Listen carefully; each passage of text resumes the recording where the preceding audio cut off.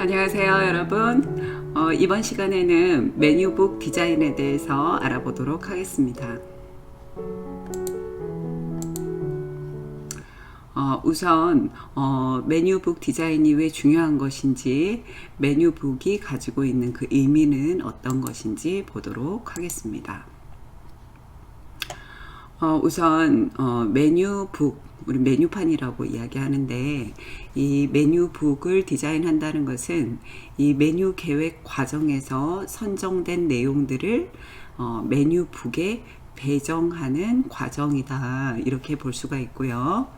그래서 고객에게 제공되는 메뉴 상품과 정보를 보다 효율적으로 전달할 수 있도록 해야 하기 때문에 이 레스토랑 운영에 있어서 메뉴북을 디자인한다라는 것은 매우 중요한 것입니다.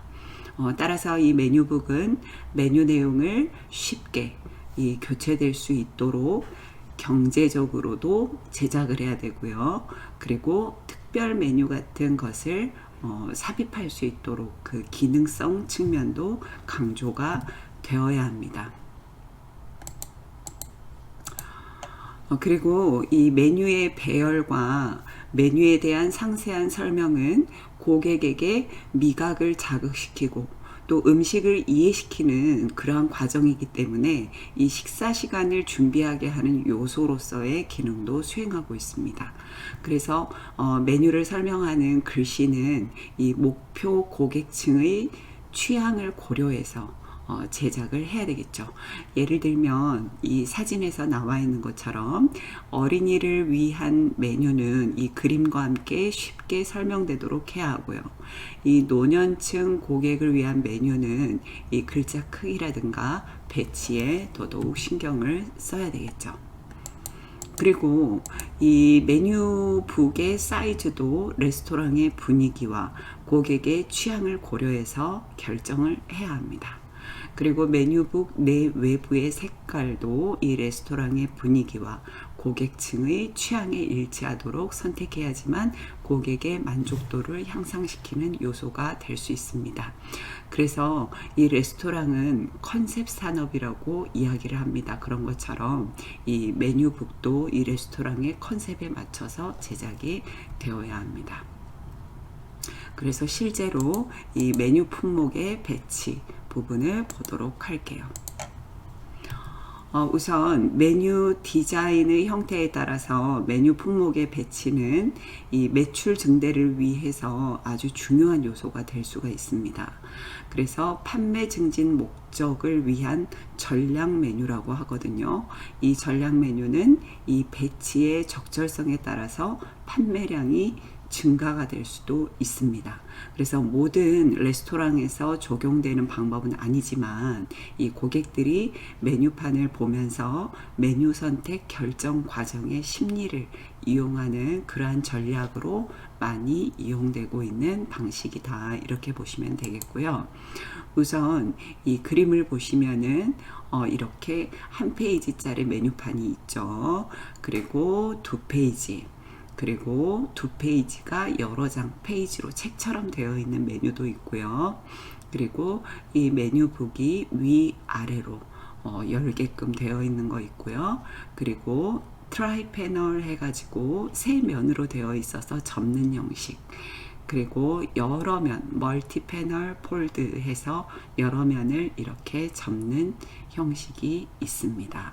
그래서 배치의 적절성에 따라서 판매량이 증대가 될 수 있다 하는 말씀을 드리고 있고요. 따라서 이 메뉴, 레스토랑의 주력 메뉴와 이 고가의 메뉴, 그리고 공헌이익이 높은 메뉴들도 이 메뉴북의 어느 위치에 있느냐에 따라서 판매량과 이익 증대에 많은 영향을 미치기 때문에 이 고객의 시선이 머무는 위치에 따라 배치를 하는 것도 중요합니다. 여기 나와 있죠. 고객의 시선에 의한 메뉴 가격을 배치해야 된다라는 내용이고요. 자, 그러면 이 고객의 시선이 이 메뉴북의 디자인 형태에 따라서 어떻게 다른지 한번 볼게요. 먼저 싱글 패널의 메뉴북입니다. 이 메뉴북의 경우 상단 부분이 시선의 초점이 됩니다.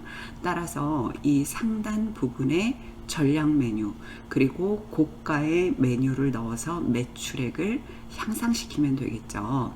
그래서 전략 메뉴라고 하는 것은 공헌 이익이 높은 메뉴를 말합니다. 즉, 이 원가가 낮으면서 그리고 고객 만족도가 높은 그런 메뉴를 말하겠죠. 이 그런 메뉴들 그리고 고가의 메뉴도 역시 공헌 이익이 높은 메뉴들을 고객의 시선이 가장 먼저 머무는 곳에 넣는 것이 중요합니다. 이것은 꼭 싱글 패널만 해당되는 것은 아니겠죠. 그리고 투 패널 폴드 메뉴인데 이 투 패널 폴드 메뉴는 첫 장의 왼쪽 상단과 이 두 번째 장 하단 모서리의 4분의 1쯤을 가로지르는 대각선 위로 시선의 초점이 머물게 된다고 합니다. 그래서 첫 장의 위쪽과 두 번째 장의 하단부터 이렇게 대각선 모양으로 이쯤에 전략 메뉴를 배치하면 판촉의 효과를 얻을 수 있겠죠.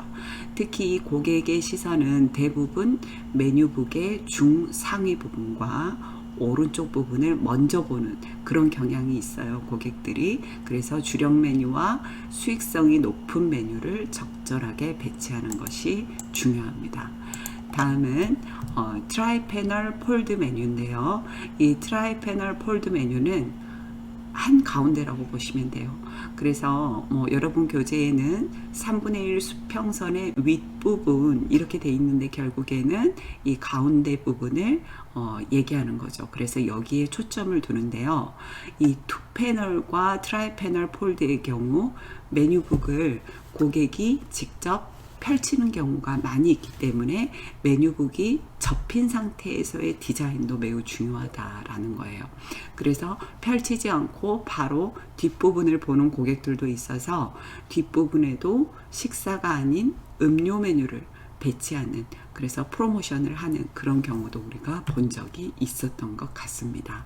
그래서 이렇게 세 가지 정도만 이 고객의 시선이 어느 쪽에 머무는지 살펴봤고요. 다음은 중요한 게 바로 네이밍입니다. 메뉴 명칭을 어떻게 네이밍할 것인가 하는 것이 중요한데요. 이거는 사례를 보면서 한번 보도록 할게요. 메뉴명은 레스토랑을 대표하는 그러한 특성을 가지고 있죠. 특히 이 단일 메뉴 전문점일 경우에는 더 그렇겠죠. 그래서 그 메뉴 자체가 레스토랑을 이미지를 결정하기도 합니다. 따라서 같은 메뉴라고 할지라도 이 톡톡 튀는 아이디어와 개성 그리고 함축적인 의미가 녹아드는 그런 메뉴명이 중요하게 부각되고 있습니다. 그래서 사진에 나와 있는 것은 이 CJ에서 출시한 제품들인데요. 이 스토리텔링의 네이밍 사례입니다. 이 웰빙 열풍에 따라서 이 식품 안전에 대한 이 관심이 증가했잖아요. 그래서 재료를 꼼꼼히 살펴보는 소비자가 늘었기 때문에 제품의 주 원료의 원산지를 그대로 사용한 긴 제품명이 소비자들의 눈길을 끌었다는 거예요. 그래서 신뢰도 얻게 되는 아주 큰 역할을 한 네이밍의 사례입니다. 정말 맛있는 소시지, 찹쌀 떡볶이, 그리고 국산 100% 당면. 그러면 굳이 뒷면에 나와 있는 원산지를 보지 않아도 이 제목만 봐도 알 수 있는, 그래서 아주 히트를 치고 있는 그런 제품들이죠. 아주 오래됐죠. 그리고 이 레스토랑의 컨셉, 그리고 타겟층의 성향에 따라서 메뉴명의 변화가 필요합니다. 어딜 가나 똑같은 메뉴명은 이 고객에게 브랜드 차별화 그리고 로열티를 제공하는데 걸림돌로 작용할 수가 있어요. 그래서 타겟층의 범위와 단가에 따라서 메뉴명과 메뉴명도 전략적으로 만들어야 된다는 것이죠. 여기에 굉장히 많은 메뉴들이 있어요. 그리고 비교적 대중적이고 객단가가 낮을 경우에는 메뉴만 보고도 메뉴의 맛이나 특성 이런 것들을 바로 알아볼 수 있도록 이 설명이 들어가는 그런 메뉴 명칭이 바람직하다고 볼 수 있습니다. 자, 그리고 이 소수 고객층을 목표로 하고 있는, 그래서 이 고가의 그런 메뉴죠. 소수 고객층을 목표로 하고 있고 객단가가 높은 메뉴는 어떻게 해야 될까요? 타겟층의 라이프 스타일에 맞춰서 상징적인 메뉴명을 만들어서 차별화하는 것이 중요합니다. 그래서 메뉴명의 효과를 극대화하기 위해서 이러한 스토리텔링 기법이라든가 그리고 이 타겟층의 어떠한 컨셉에 맞춰서 이 메뉴 명칭을 정하는 것이 이 레스토랑의 성패를 또 좌우하는 그런 열쇠가 될 수도 있다는 거죠.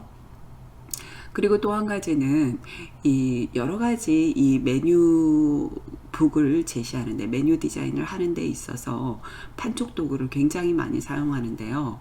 그림에 나와 있는 이건 어떤 건가요? 카운터 메뉴판이죠. 그래서 메뉴 보드를 별도로 만든다든가 신제품이 나왔을 때 POP를 만든다든가 사람들의 시선이 많이 머물고 유동인구가 많은 곳에 배너를 설치한다든가 그런 식으로 이 인지도를 메뉴에 대한 인지도를 높이는 그러한 판촉 활동도 계속 하고 있다는 거.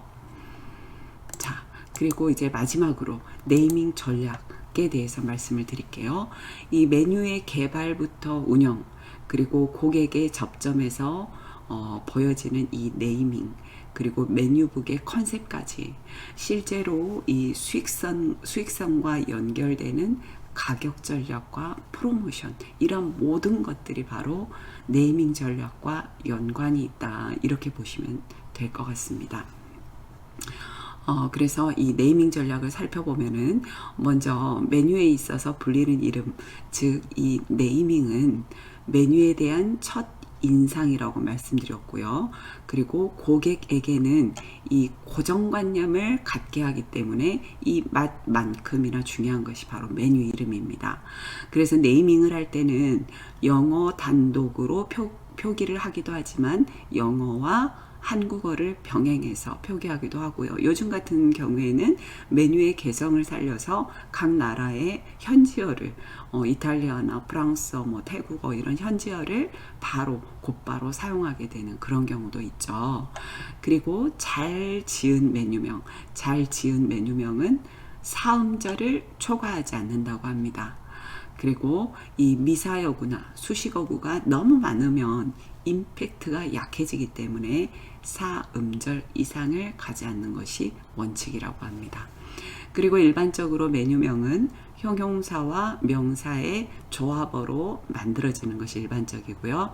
주요 소스의 명칭을 네이밍의 구성 요소로 활용되는 경우도 있잖아요.